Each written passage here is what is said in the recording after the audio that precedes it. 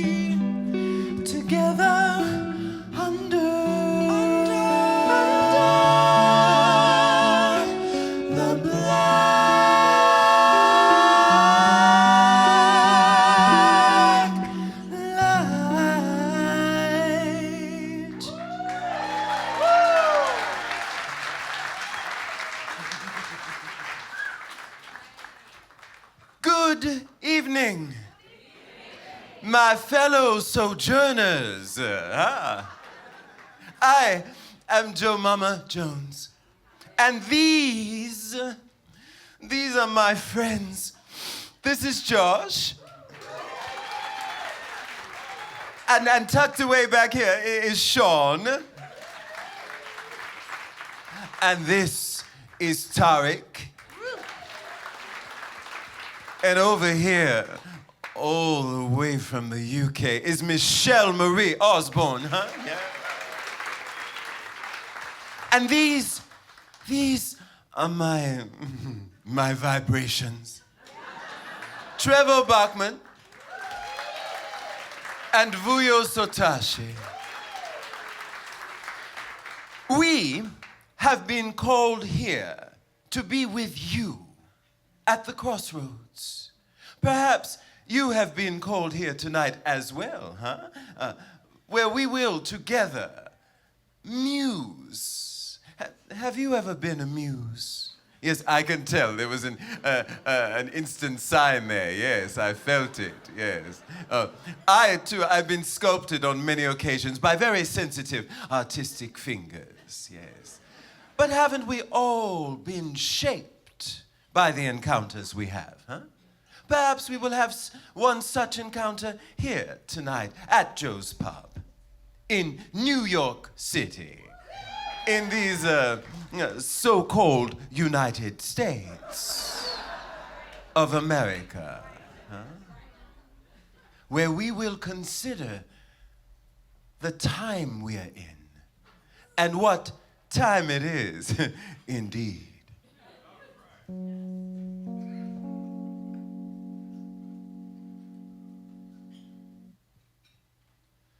Language made to liberate,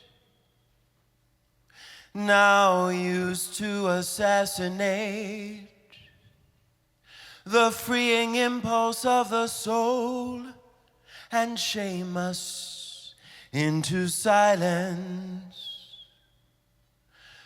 Comfort sought at every turn, to suffering all blind eyes turn, and never once a sacrifice. Instead you say, it's not your problem.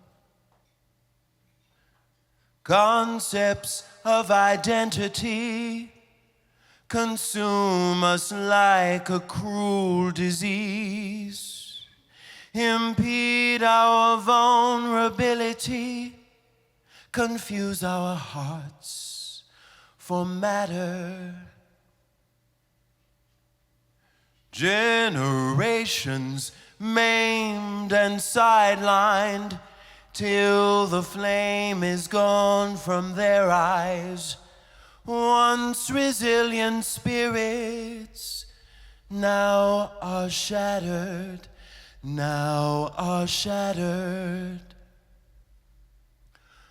All the bones swept under rugs are poking out from under edges, blatant lies told to disguise the truthful tale of nations. Rage and greed and fear and vengeance, righteous dominating power, are the contents we are told of every human's nature. As seconds turn to minutes, turn to decades, turn to centuries, until the cord of time frays in our hands and we are shattered. We who fail to greet life as it is, not as we wish that it would be, who fail to see all living beings umbilically connected, we who fail to recognize the pulse of earth the pulse within, who chose destruction, not surrender, hears our weeping hour. Take a long look in the mirror, see the mask reflected there. Is it worth it? Ask yourself, as your illusions shatter. All illusions, all illusions, all illusions, all illusions, all illusions, all illusions, all illusions shatter.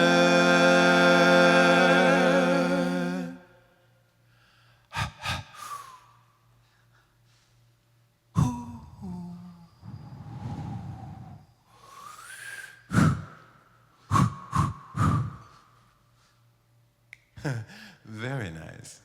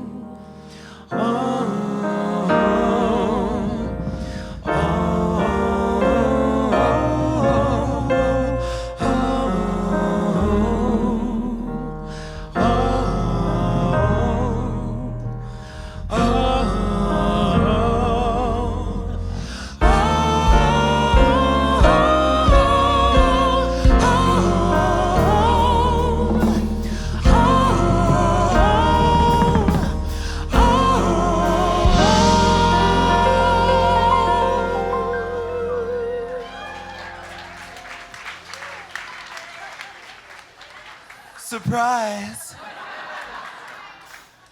May I look at you? Yes, you see, I've gotten consent. Consent is very important in today's world, no? Yes, you must ask consent before you go a-looking. Yes, yes, so, okay, let me take this. You are stunning. Yes, it's absolutely. And I love all of the accessories. Be sure you leave here with them this evening. You see, things happen in a blackout that are beyond my control. It's true. I give you permission to look at me. Yes, and as a matter of fact, if you like, you may touch here. You can rub horizontally. Rub this way. You see how it turns shiny? Yeah, and then you rub the other way, and rub the other way. This way, and it turns back matte and spiky, you see. So one must learn to rub the right way. That's right. Yeah, that's good. Yeah, that's right. Make a design. You better get into it. That's right. And while she improvises over here, oh my goodness, this is better than the massage I paid for last week. Yes. I give you all permission to take me in. Now, quickly, close your eyes. Quickly, close your eyes for a second. Do you still see me in your mind's eye? You may open your eyes. You see, I've left an impression. Much as we might say, the light from the stars above leaves an impression upon us, even though that light travels to us from years and years and years and years and years and years and years and years and years ago, when that star was young. Can you imagine me as a young thing, as a teenager? Yes, a high school student. Now, I'll give you a hint. I didn't look that much different than I do right now. You know, I did have my fro, though. It was out to here. I was very proud of it. It was about out to here. You see, I was a handful as a high school student. I was the regional track champion. Yeah. That's right. You know it. Did you run track? Your mom did. You see, it's in you. And I'm going to tell you, if you wanted to, you could. Yes, I'll show you some exercises backstage. It's true. Yes, backstage, yes. And I was the double Dutch champion in my neighborhood. Yes, yes. I was the certificate holder in arts and crafts. Yes, and I won for making a popsicle stick replica of the 3 Mile Island meltdown. Yeah, it had a little bit of nuclear fallout that came up and everyone had to hide under their desk. It's true. Yes.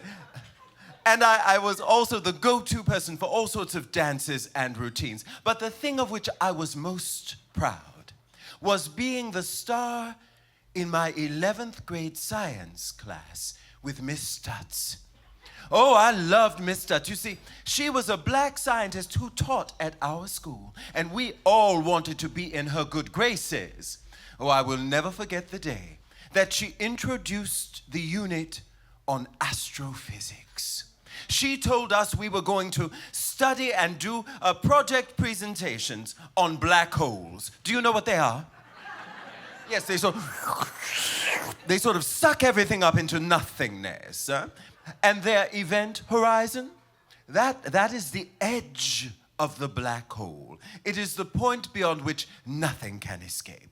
And so, if you and I were to pay a visit to a black hole, we wouldn't want to go past the event horizon, or we would not be coming out. No, it's true. Yes. When I learned of these project presentations, ever the artiste, I knew in my bones I had to do something artistic. I leapt to my feet. I said, Miss Stutz, I know I'm going to make a poem, and extemporaneously, I love extempore to this day. I recited the following poem. I remember it still. Black hole.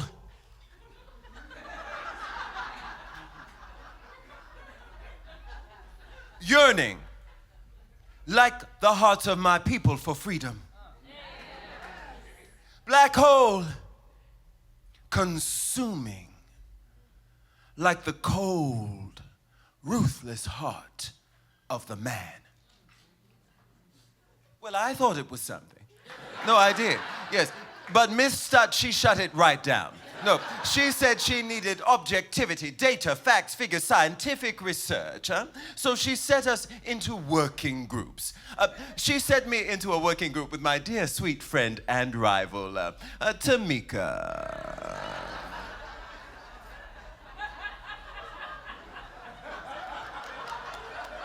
Well, I guess you could call her my best friend. She was always right there at my side, if ever so slightly behind. Yeah. You see, no, I took being twice as good, twice as smart, and twice as fast very seriously, much to the chagrin of dear sweet Tamika. Yes.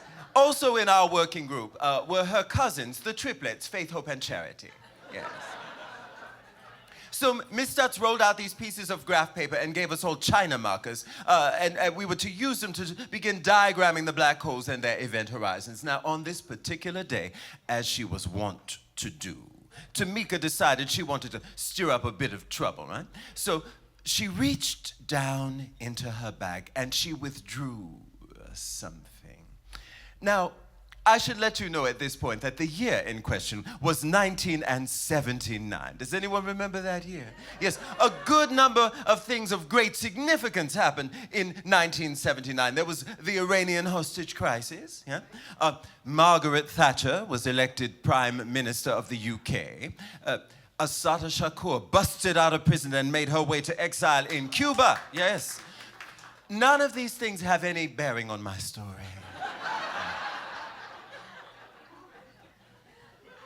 What does is that in 1979, the gravitational center of our universe was Prince Rogers Nelson. And that year, he released his second album called Prince. It had a blue cover, yeah, and his eyes were sort of looking off in the distance, and his hair was whipped back on the side, and his little chest hairs were showing. There were 47 hairs, I counted them. Yeah. Yes. And so Tamika pulls out a poster of Prince. Now, this poster was the centerfold of Right On magazine. Now, for those of you not in the know, Right On was the black version of Tiger Beat, but it was much better. No, because we had better artists, yes. It's true. And what the album cover hid, this poster revealed. It revealed, y'all, it revealed. She put it right on the desk in the middle of the class. And she leaned over to Mika and she said, Prince is my husband.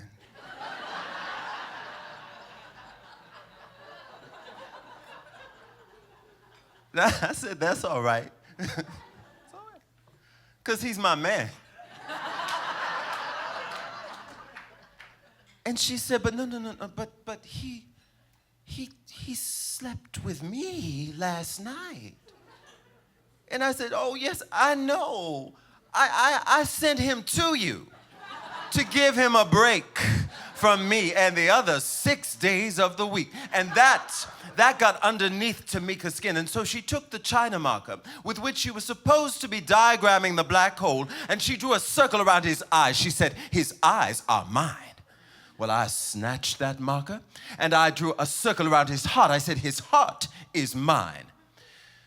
She then wrote her name, Tamika, down both of his arms. She said, his arms are mine.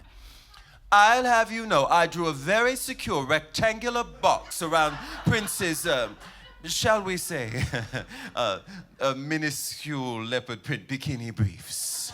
And I said, oh, mine. And back and forth it went with all sorts of body parts, a belly button and fingers and chestises, until at the end of the line of the triplets, Charity, who was the quietest one, was looking at that poster. She just began to twitch.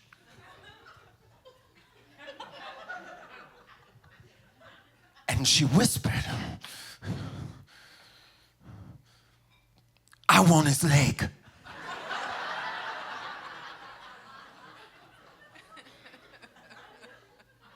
We cut our eyes at Charity. We said, well, what are you going to do with his leg? And then, in the middle of the science class, at the top of her lungs, as though the Holy Ghost itself dropped down into the body of that small child, she stood to her full height, which wasn't much, and yelled, I don't care. I want his leg.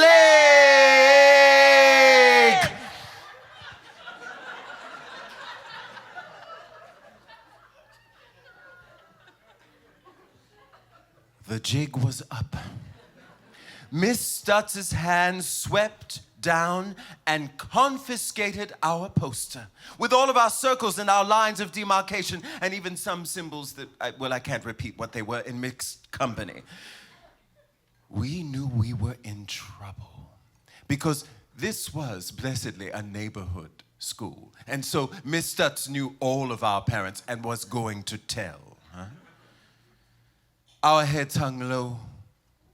We considered our research, the black hole, and the event horizon, the point beyond which nothing and nobody can escape. Have you ever had a need like that? A need that led you to do things, huh? Well, this song is dedicated to the need in you, and it's most certainly dedicated to the need in me.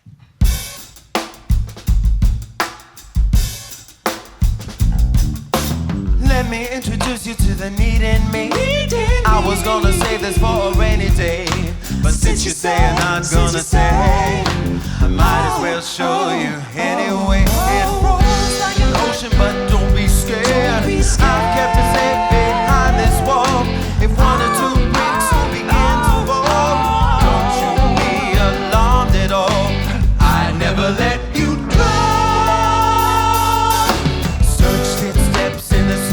night. Try to keep it tight, but I gave up the fight. There's nothing I could do but stay true to the blue. I wonder where it came from, just like you. Is it the longing to unite that gets deflected by everyone trying to stay unaffected, distant and safe, tucked in their shells, while we navigate this living hell? Is it the pain of the past coded in my cells, the hope for a future no life?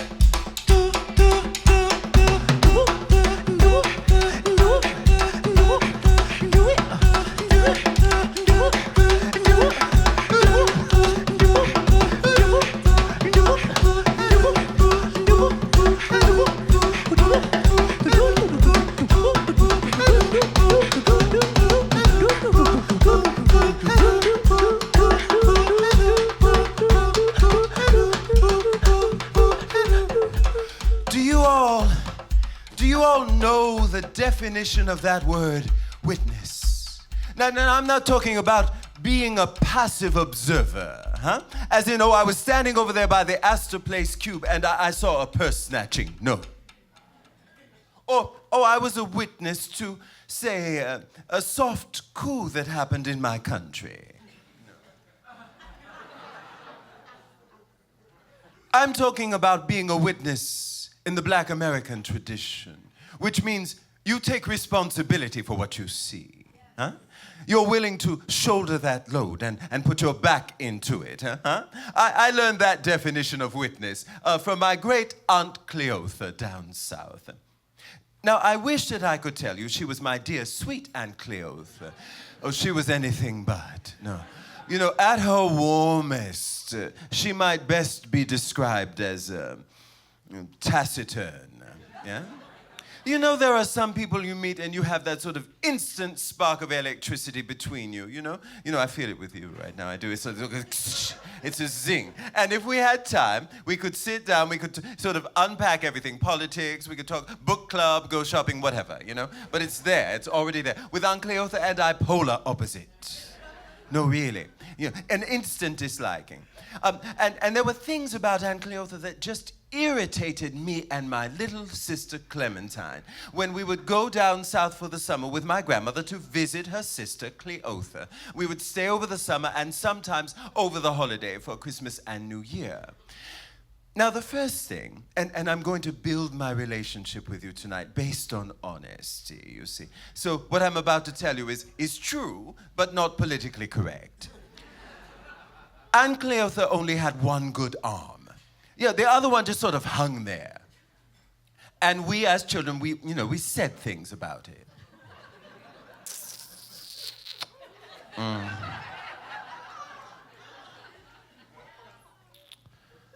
She got that arm.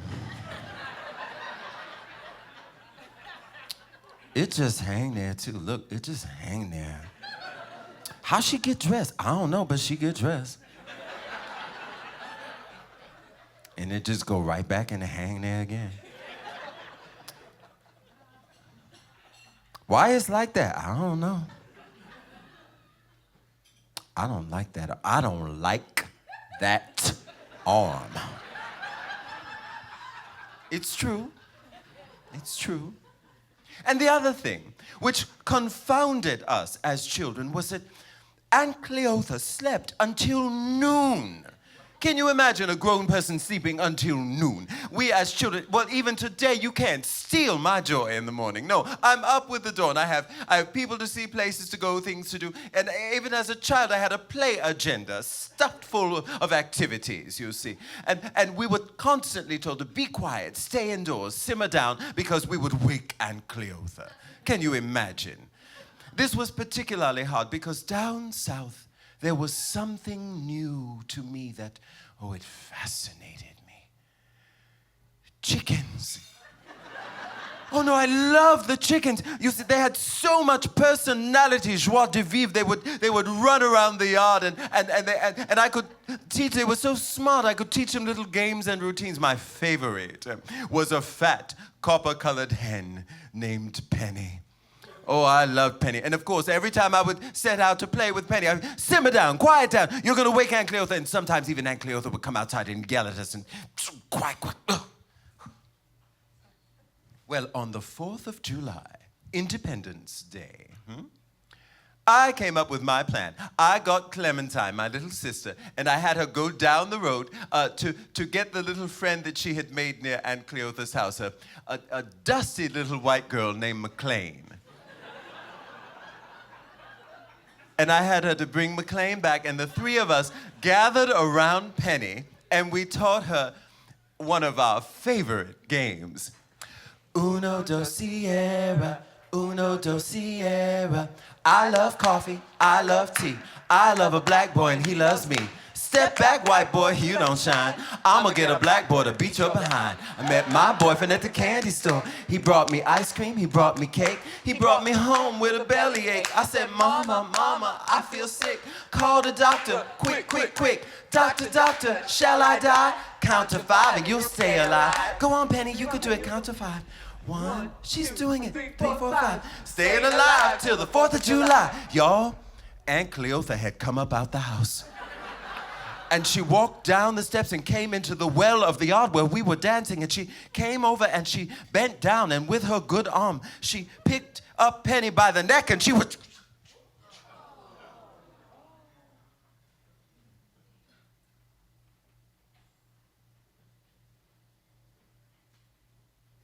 And my friend was gone.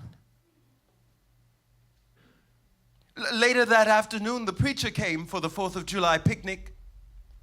I can still hear his voice.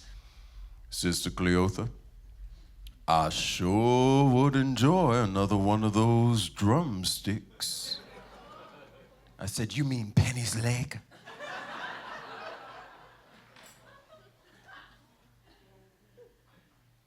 I cleared the dishes, and I scrupulously collected each and every one of Penny's bones. She was my friend. And the next morning, I got my revenge. I went outside before dawn, and I went to Aunt Cleotha's bedroom window, and I bent down in the dirt, and I scratched a shallow grave. And I placed Penny's bones, and I covered them with dirt, and I tamped it down. And then I pressed my lips to Aunt Cleotha's window screen and serenaded her as the first rays of dawn filled the sky. Oh, death, death in the morning, death, death in the morning, death, death in the morning, spare me over another year. Aunt Cleotha stared at me, and I stared back at her, and that set the tone for the remainder of our summer together. When I learned, much to my dismay, we were to return for the Christmas holiday into New Year, I turned to my grandmother on the train. I said, Grandmother, I cannot. Why does Aunt Cleotha sleep until noon? She said, your Aunt Cleotha is a witness for the Lord. I said, every night?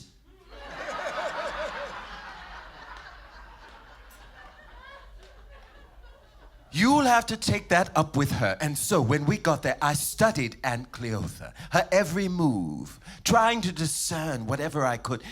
And on New Year's Eve, at 10:30 at night, I snuck from my bed. I went down to Aunt Cleotha's bedroom. The door was ajar, and I spied inside, and I could see her there with her good arm fastening up the last buttons on a beautiful gray silk suit.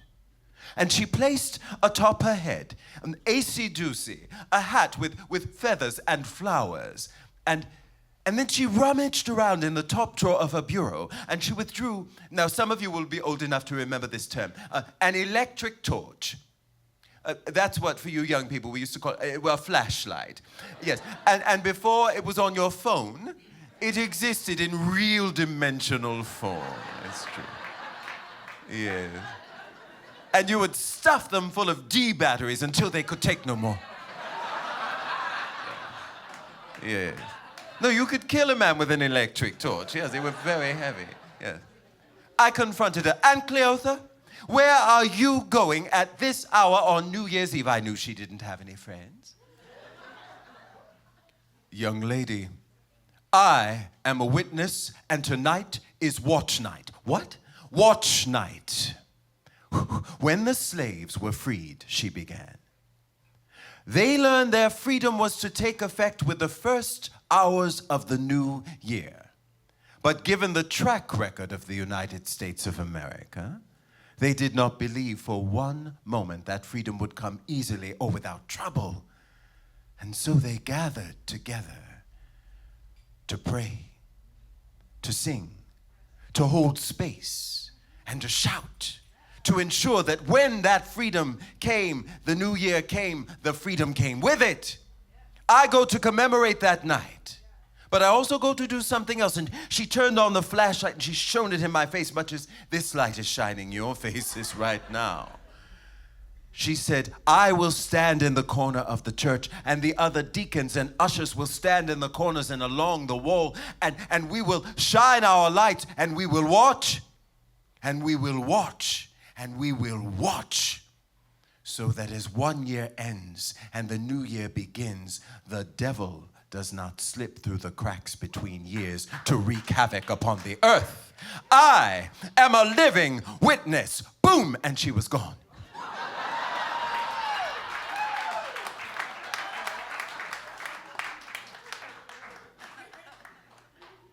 I've been thinking so much about that lately, wondering, am I a living witness? Or have I become a passive observer? If there is no ritual without sacrifice, what am I willing to sacrifice? My comfort? My righteousness? My shame? Or my name? The hour is nigh. Hit it, Josh. And if you dance in your chair, you won't get arrested.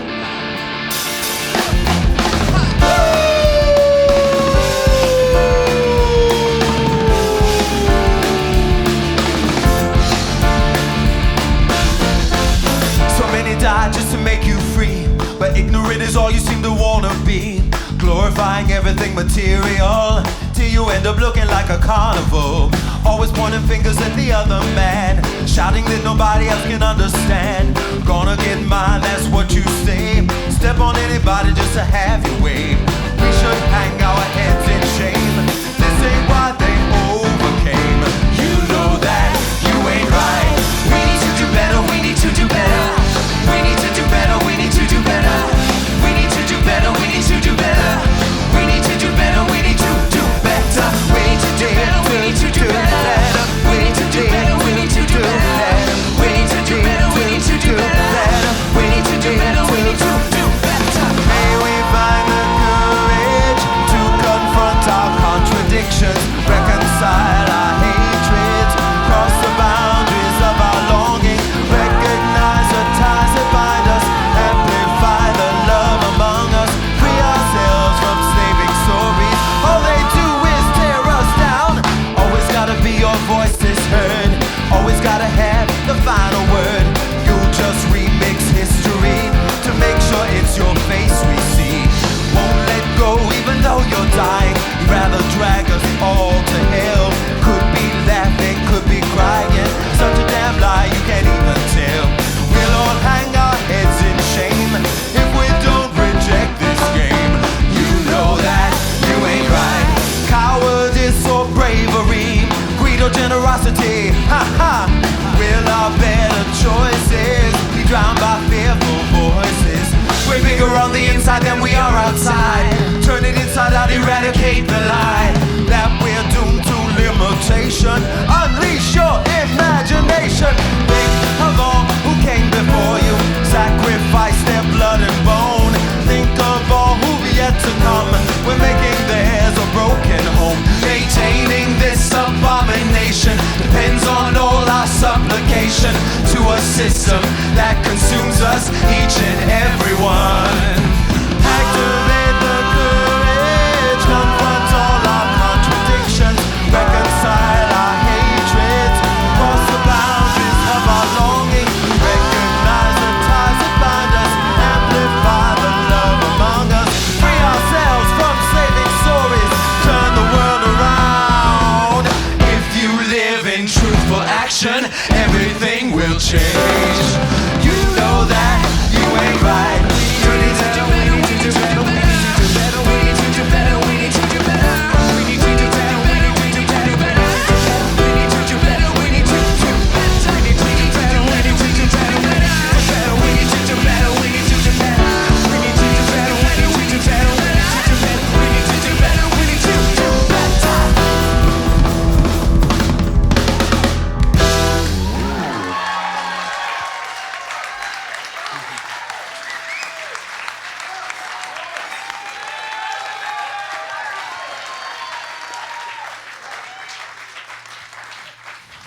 North or south, or east or west.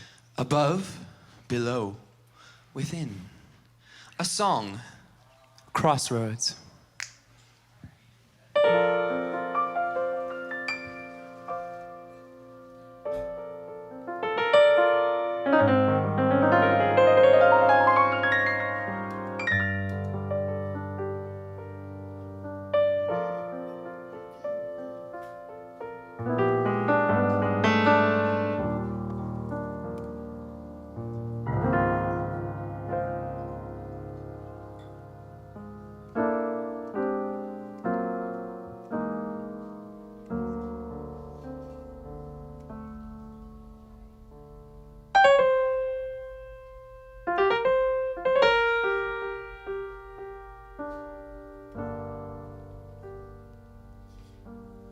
Feet on the earth,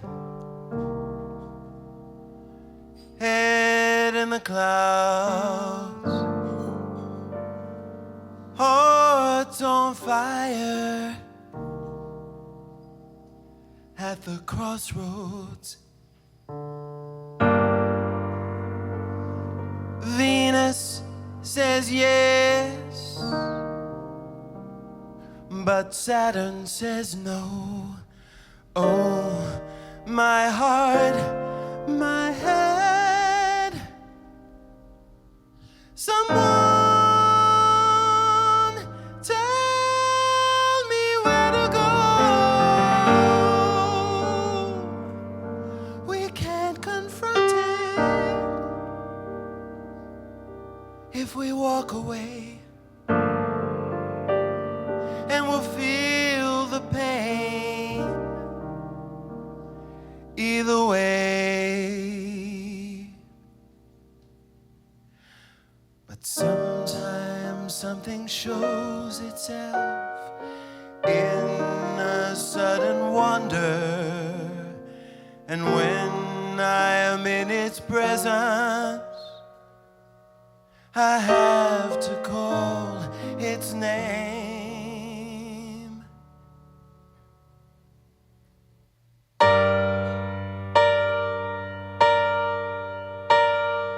Sometimes there is magic. Sometimes there is magic.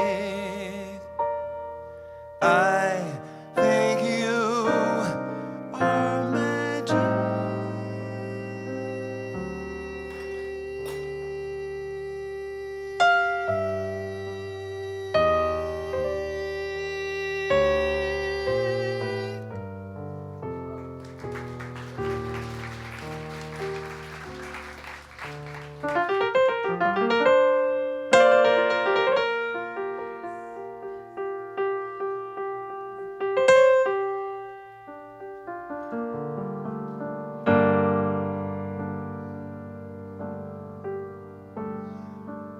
Are we ever ready? Will we ever know when the fall will happen? What the future holds? Courage born of the soul within. Help me as I choose. Either way we could lose.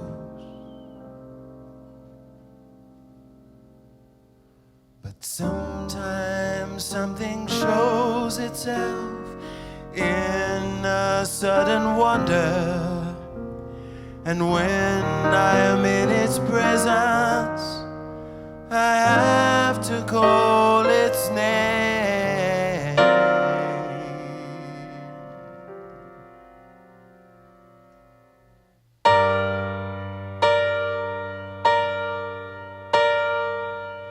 Sometimes there's magic.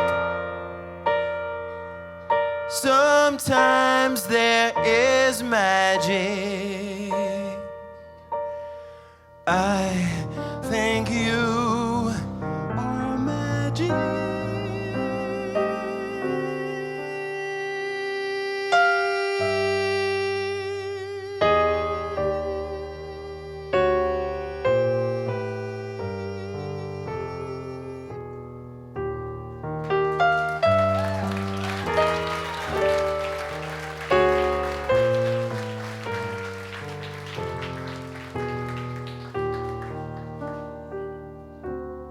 On the keys, Tariq al-Sabir.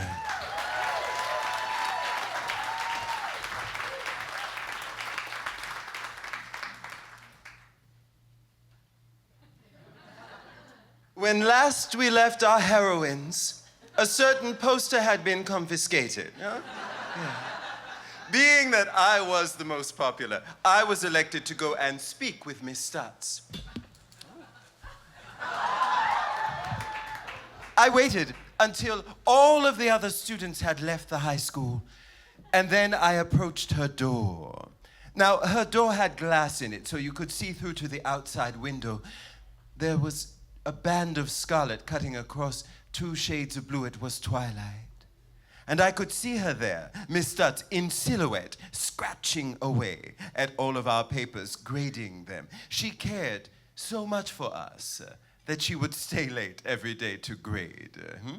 That only doubled my shame. I approached her desk.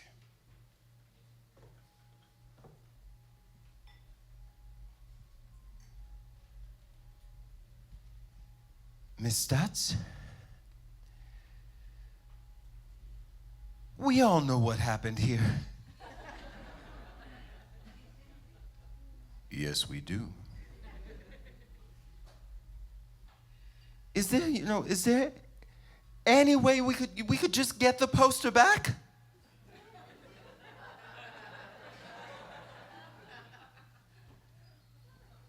You mean this poster? And y'all, she unfolded the poster of Prince with all of our circles and our lines of demarcation on top of the tests. Look at what you all did to this innocent young man.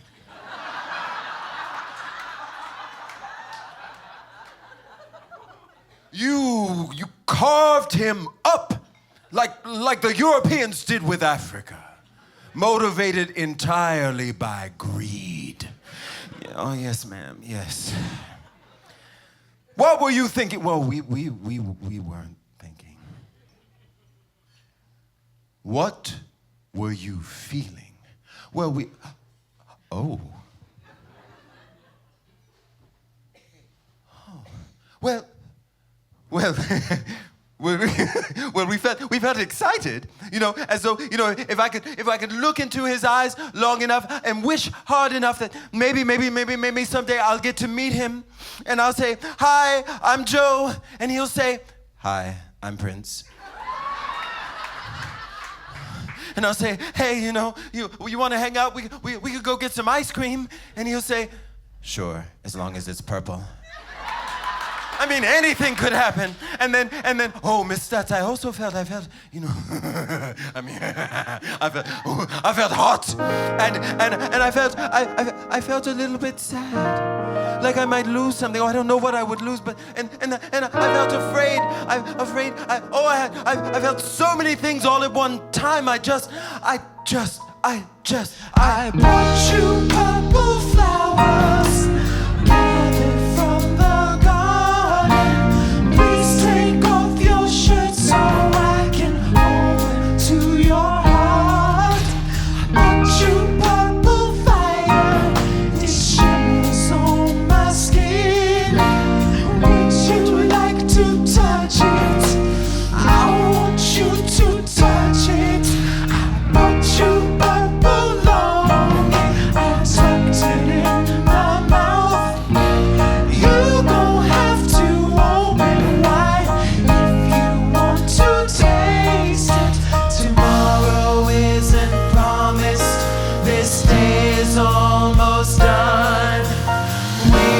Touch eternity, together we will hold.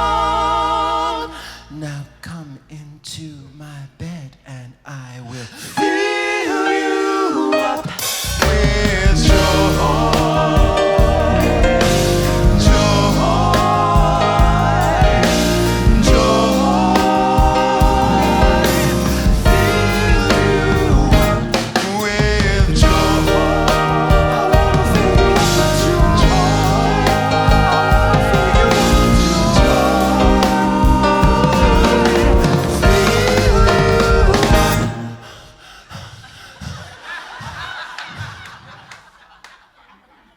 Young lady, get down from on top of my desk.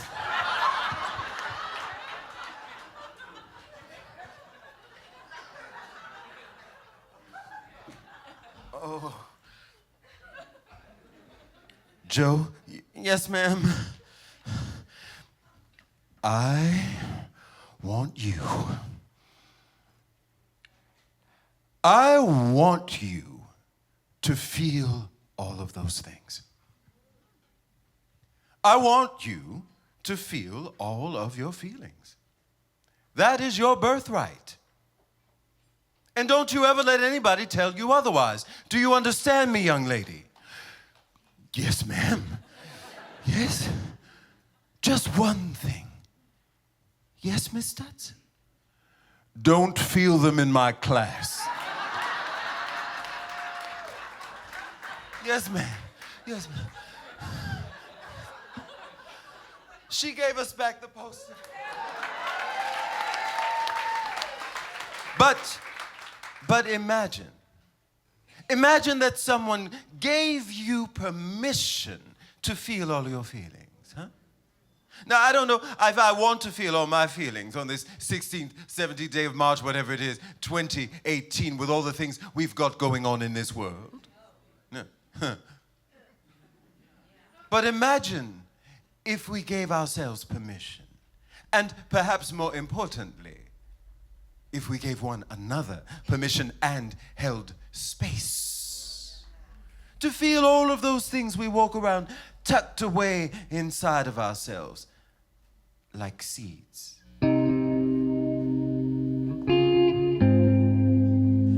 You paid for that segue. I hope you enjoyed it. On the guitar, Josh Quat.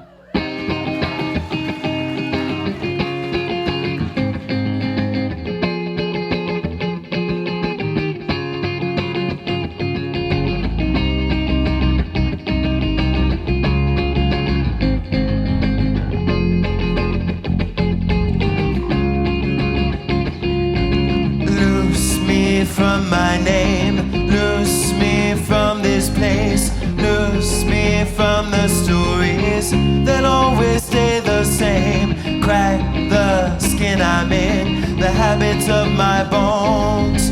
Liberate me from my paths and patterns. All this time I tried to be the very best person I could be. All this time I looked to you, looked through the walls you set up between us.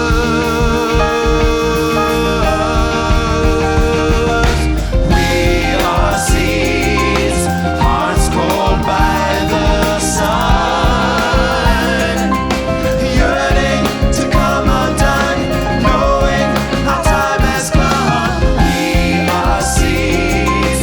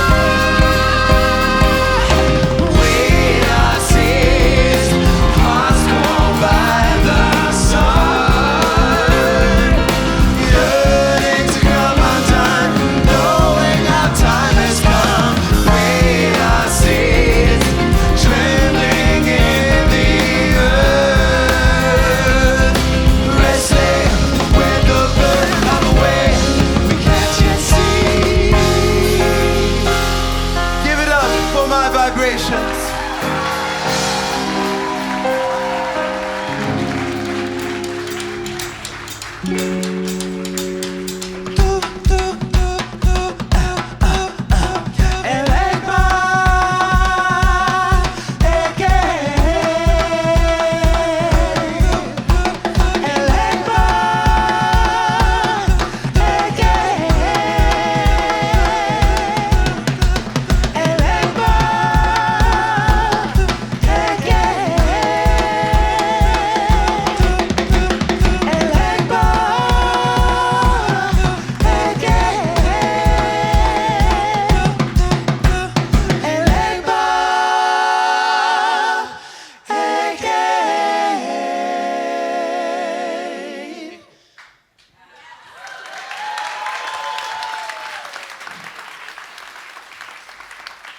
Something extraordinary happened on the very last night of my very last trip down south.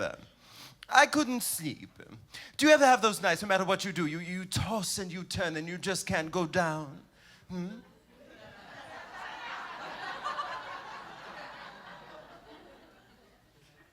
We're going to leave well enough alone in that corner. Yeah.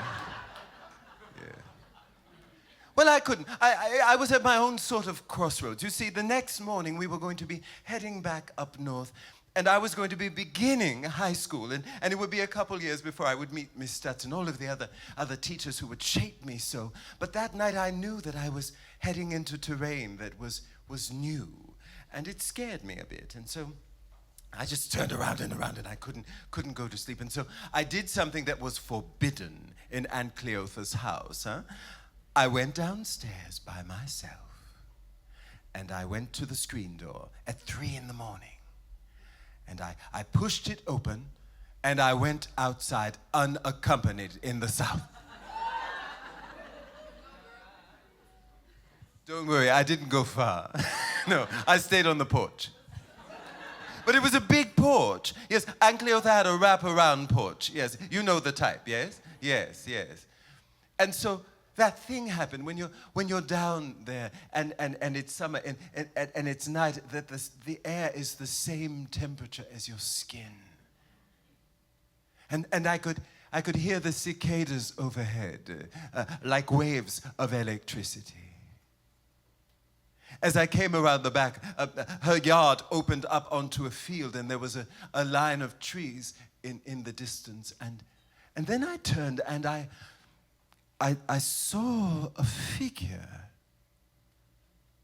in a rocking chair on the back porch at 3 in the morning. It was Aunt Cleotha. And beside her was the unmistakable silhouette of a shotgun. Oh, I made sure to announce myself before I went any closer. I said, Aunt Cleotha. And even though I couldn't see her, I could feel her eyes boring into me. And then the extraordinary thing began to happen. She softened.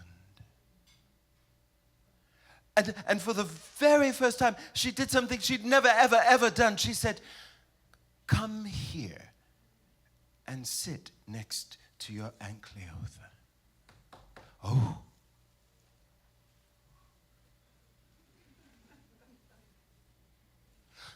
I don't know if you remember that feeling when you're little and you sit next to someone grown and you can feel their heart beating and their breath against you. Yes, you feel secure, no?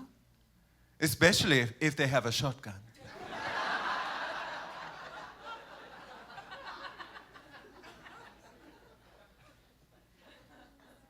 Well, I was very precocious, you see. The things would just tumble out of my mouth. I still don't really have a filter. And I looked at her and I said, Aunt Cleotha, what are you doing up at 3 in the morning?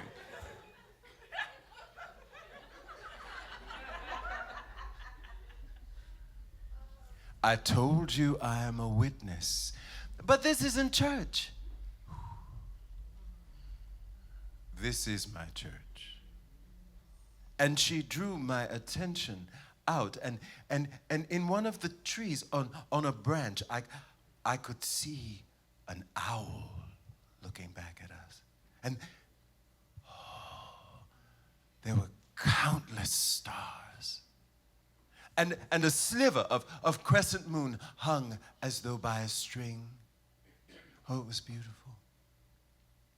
And then again, I couldn't keep things to myself, I said, but Aunt Cleotha, why do you have a shotgun? And she looked at me for a long time, and reading me, scanning me. And then she said, oh, it's time. I told you about my arm. And she reached down and she undid the sleeve on her nightgown. Now, some of you will know that in the summer, even the old people down south, they still wear the long sleeve nighties, yes. Some of you know what I'm talking about, yeah? She began, when I was your age, I used to love candy. Lemon stick candy. And my older brother Reggie would take me down to the town square and we would go to Mr. Harrison's store. Mr. Harrison was a white man, but he knew our family, he knew my brother, and he would let us go in and we would pay a penny and we would get a bag of lemon stick candy and I would eat. I loved that candy. But even more, I loved my older brother Reggie. He was called for the war, World War I. And the proudest day of my life was the day he returned home in his uniform. Oh, he was sharp. I took him by the wrist and I paraded him down the road so everybody could see. And I brought him down to the town square and we went to Mr. Harrison's store and Reggie reached in his pocket. He pulled out a bright new copper penny and placed it on that counter and I got my lemon stick candy. Ooh, it's never tasted sweeter than it did on that day.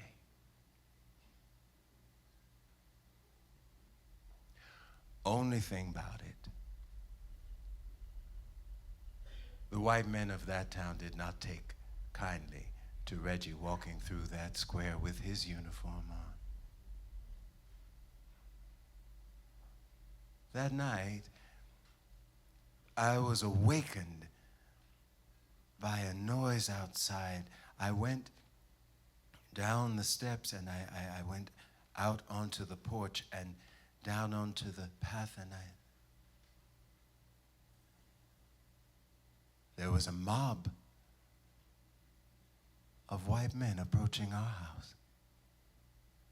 And smack dab in the middle of them, with his dog on a rope, was Mr. Harrison. Cleotha, where's that brother of yours? I don't know, but my feet, they rooted down into the ground. And I said to him, you will not come into our house. And he sicked that dog on me. And that dog sunk its teeth into my arm and it shook and it shook and it shook.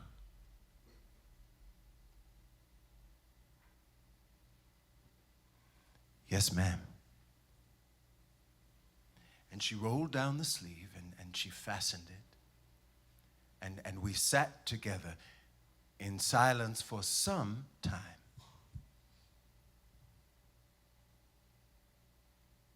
And then my curiosity got the best. I couldn't help myself. I said, but Aunt Cleotha, wasn't that the 1919 in teens or something? Why do you have the shotgun now?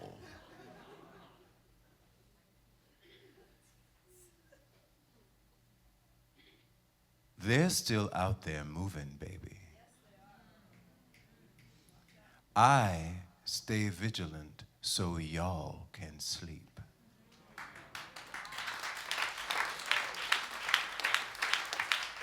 Yes, ma'am. You know, Aunt Cleotha? Even though it's 3 in the morning, it's not really dark. No. I call this black light.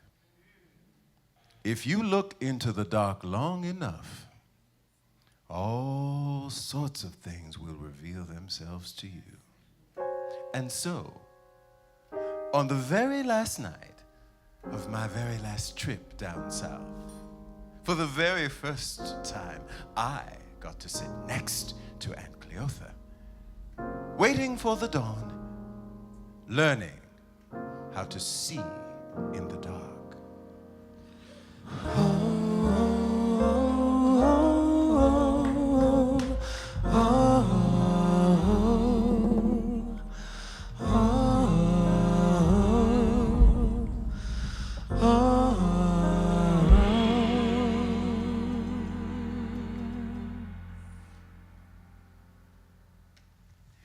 I'm coming to visit. Hello.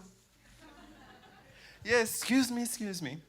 I don't want to take anyone else's feet out like I did on the other side. Hello, everyone. Hello, I'm visiting. Ooh, this is a snug little place to visit. Hi, everyone. Yes, hi. Hi back there. Oh, I haven't gotten to see you. You look so beautiful up there. Perched like little birds on a wire. Yes. Friendly birds, I hope, not birds of prey. Yes. Who here loves science as much as I do? Yes, oh yes, there are a few science people here. Yeah, what? Okay, what for the science crew? So I'm going to throw out a question and anyone can answer. What is a supernova? An exploding star. What was that over here?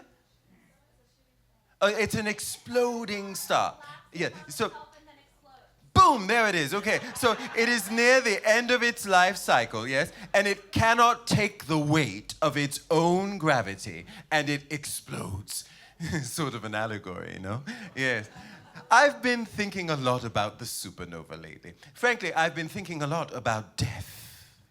And I've been wondering if it is necessary for something to die in order for some new thing to come into being. It's like the supernova. Some good things come out of it, you see. Like Joni Mitchell says about we are stardust, yes? You know that song? Yes, I'm sure there are 1 or 2 Canadians here, yes? Tucked away in plain sight, yes? Sitting there with your health insurance.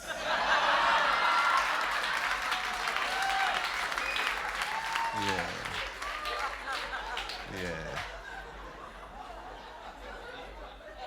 So this is not exactly a scientific description. It's more like my poem that I made for Mr. But the supernova shot out all of the stardust, and it traveled across vast distances of time and space, came to the galaxy over millions of years, and then sort of rained down and swirled and became our planet and rained on us. And then we sprung up, carbon-based life forms. Here we are, eating our French fries. Yes. So something good came out of the bargain.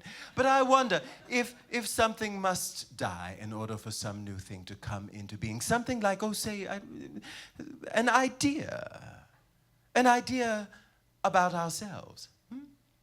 An idea about each other. The way that we relate to one another.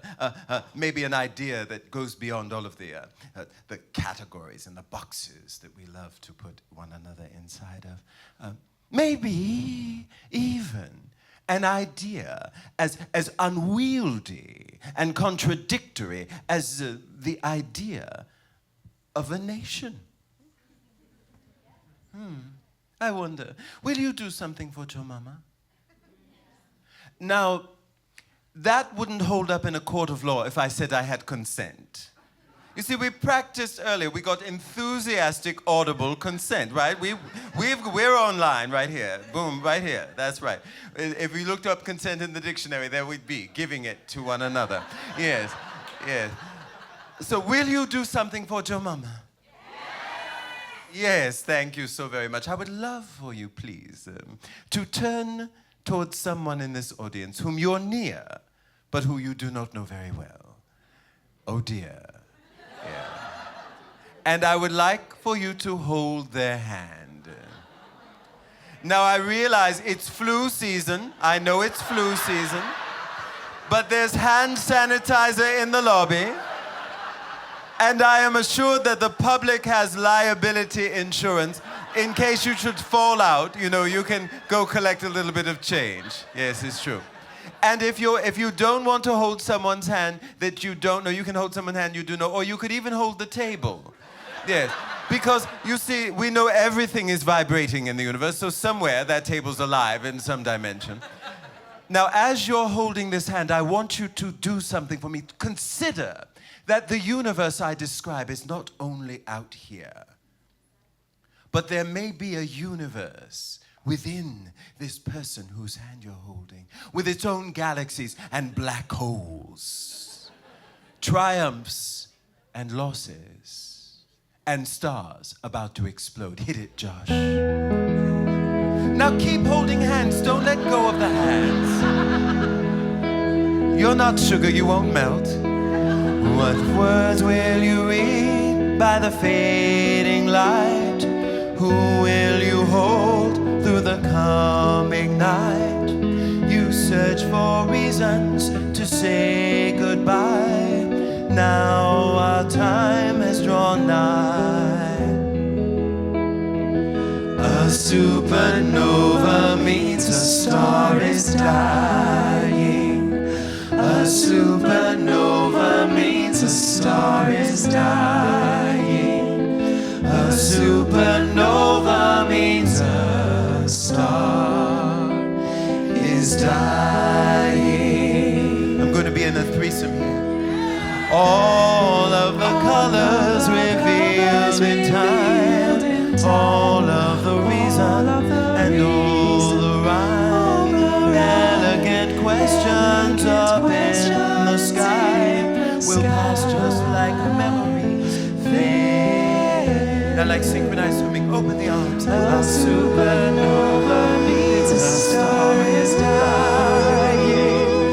A supernova means a star is dying. Yes! A supernova means a star is dying. Burning circles, spreading spirals, cresting longings, gold and green, pulsing rivers, blinking eyes, cosmic breezes passing by. I'll be a cosmic breeze, or try to remember your very first touch, the sweetness of fingers and arms intertwining. We hold beginnings in rosy glow. The way of all stars, they must go. A supernova means a star is dying. A supernova means a star is dying. A supernova means a star is dying.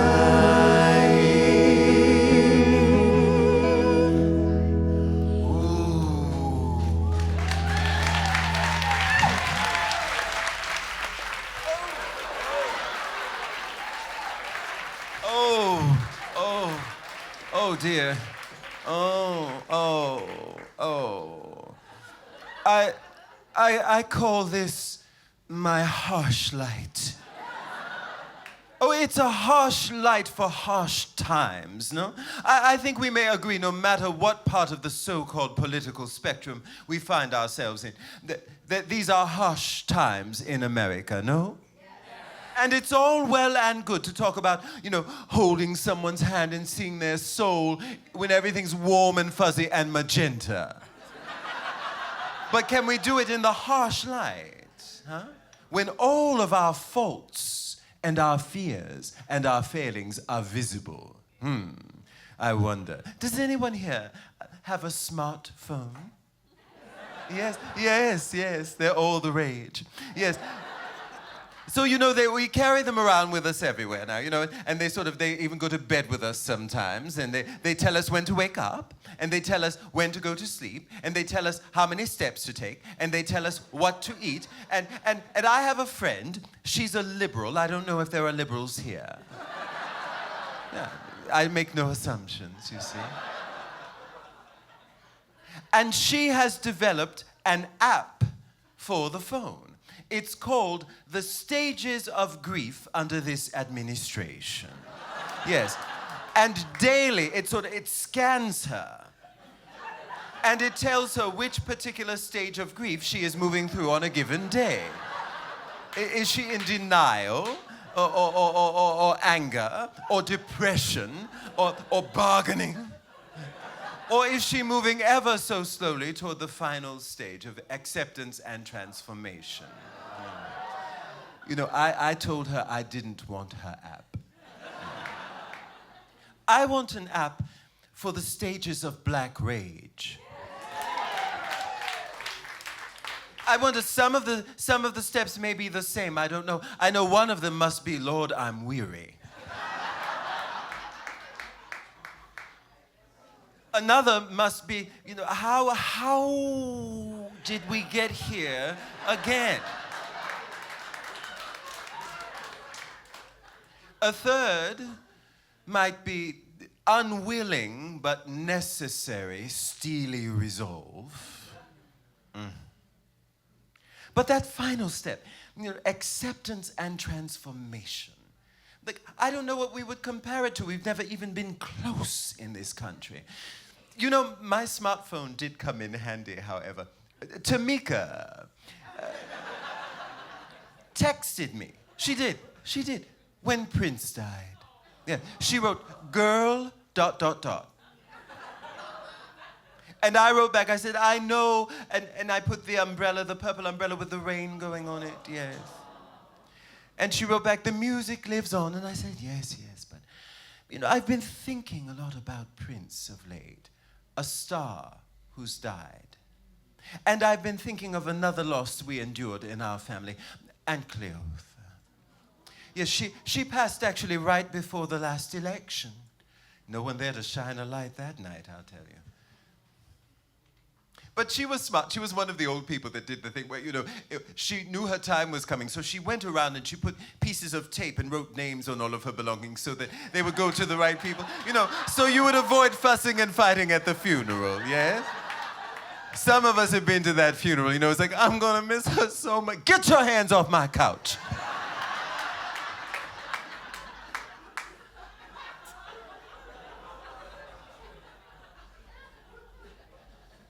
I learned a box was on its way to me when she passed, and so I opened it, and she had packed it herself, full of pine needles. So it took me instantly, that smell, back to childhood. And I rummaged around in the box, and I withdrew Aunt Cleothas' electric torch. She gave it to me. It still works. No, there were things in the 1960s that were built in the 1960s still work. They do. Now, sometimes you have to jigger them a bit, but they turn on eventually. They do. I said, well, this is an awfully big box just for this electric torch. And so I continued to rummage around until my hand came into contact. Well, I withdrew Aunt Cleothas' shotgun. And I stood in my room with the light in one hand and the shotgun in the other. And building my relationship with you tonight based on honesty, I will tell you, I am still standing right there. I have not made up my mind. I don't know about you. I want to think about death only in the abstract. Magenta, supernova. I want it all that. I don't want it to mean me. What would happen with the fashion? I know you're saying I could write your name on it and it would come to you afterward. Yeah, that's what could happen to it. They'd find me over in the alley by the side of the public. I don't want it to mean me. And I don't want it to mean you. But we don't know at this particular juncture where we find ourselves, this crossroads. Does anyone know the root of the word courage? Huh? Heart, yes. Cœur in French, yes. The heart. Action rooted in the heart. What if I told you our hearts are on the line? What if I told you this crossroads has something to do with the heart and with trust? But there's no trust in you and no trust in me. Should we trust in the unknown? On the bass all the way from the UK, Michelle Marie Osborne.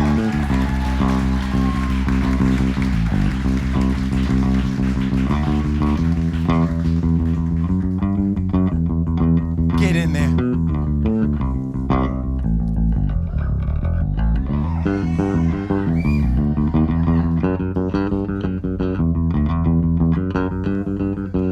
In this gray place, for days I have abided still and silent. I've been undecided. Don't wanna stay a moment more. Must we break a heart to see inside it? Then watch the reasons trickle down our palms. No trust in you. No trust in me. Must trust the unknown. No trust in you. No trust in me. Must trust the unknown. I won't hold my breath to keep from drowning in a sea of sadness while the waves are crashing. Inside I know I must let go. We must die to love, to be reborn to it. Wake up new and trembling on the shore. Woo!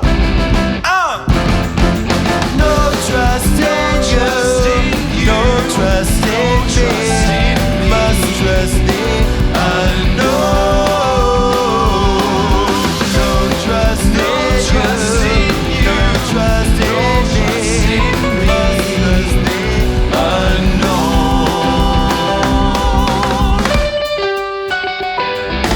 Life is motion.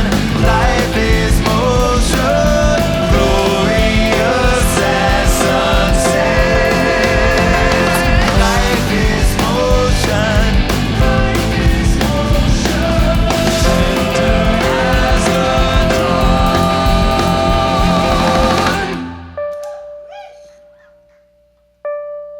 What if I told you it's going to be all right?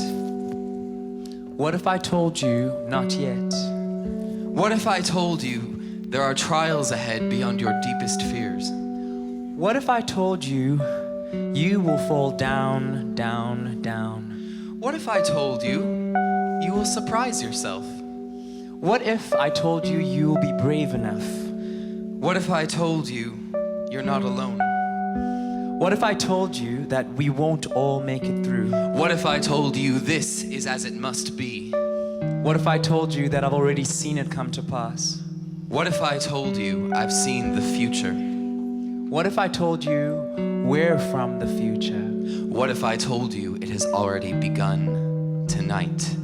Here at the crossroads. What if I told you from there to down? What if I told you this is must be? What if I told you the trials that be? What if I told you down? What if I told you that's wrong? The future is a funny place to be from, with all of its secrets held under lock and key, and only your choices to reveal them. What if I told you it has something to do with your imagination? Oh, I could feel the room curdle a bit at the use of the word imagination. That treacly word, yes. It's not a word New Yorkers use. much too severe for that word, no? Allow me to reframe it for you. I come from a long line of people with radical imagination, stretching back through my grandmother and my Aunt Cleotha, across generations, through slavery time. When people imagined a freedom they knew themselves they would never experience, but they held it in their mind's eye. And they prayed, and they sang, and they shouted, and they acted, and they chose. And I am here tonight with you, imagined into being. What if I told you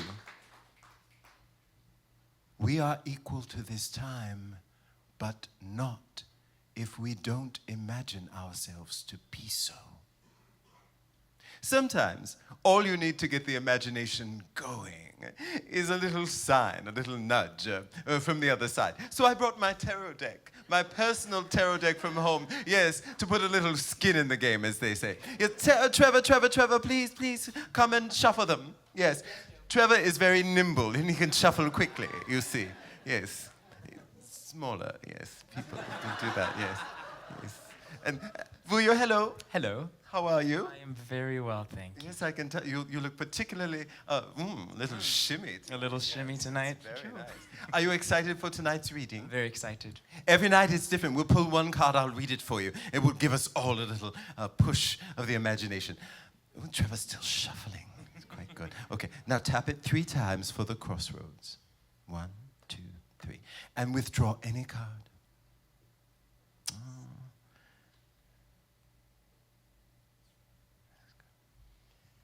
Tell them. The High Priestess of the Crossroads. Oh, look at this. Why, she's very pretty. So we read the symbols, you see, to give us a sense of where things are. There's a crescent moon. There's a glowing world. There's a flashlight. There's a shotgun.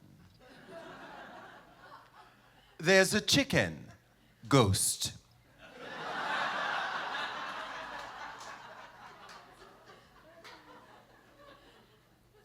And there's a poster of Prince.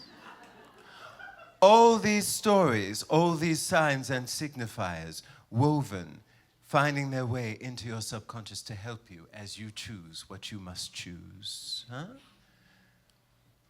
Would you like to know something I intuit at the crossroads? Yes, it's really only about my own life, so I don't know if it will apply to you. I know at this time, my heart will be broken again and again and again. And it's going to be broken in such a way it won't go back like it was before. The pieces won't fit. And perhaps that is a good thing, huh? Broken open like it will be. It will take some form we've never seen before. This High Priestess leaves you tonight with a pledge, not to a flag or to a nation, but a pledge to our breaking hearts at the crossroads. It has been a privilege and a pleasure to be here with you this evening.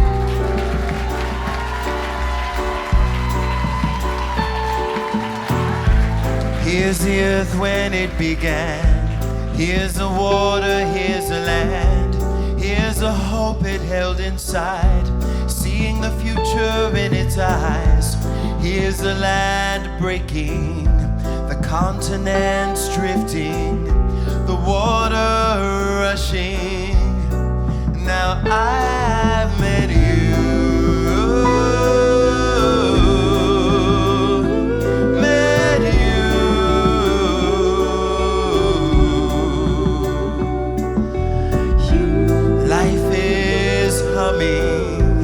Lights surrounding, sight is shifting in the presence of you.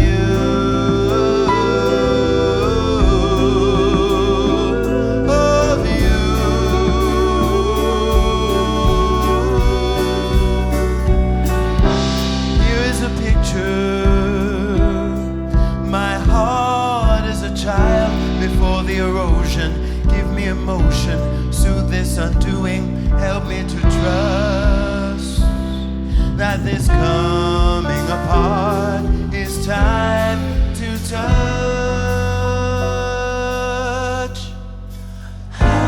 my new heart, my new heart. I couldn't imagine, but I know. Now you say I must let go, a pounding as I feel into the wonder of you.